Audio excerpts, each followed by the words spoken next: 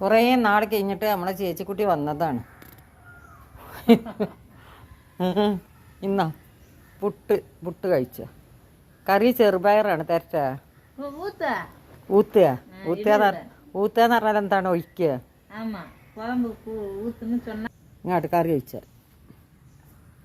ഒരു ലൈക്ക് തരാൻ പറയും. കറി ഒഴിക്കണ ഒരു പുട്ടും കൂടി തരിക. അപ്പൊ ഇന്ന് തീരെ ഭക്ഷണം കഴിച്ചിട്ടില്ല. എന്നാ കഴിക്കട്ടാ. ചോറ് വേണോ?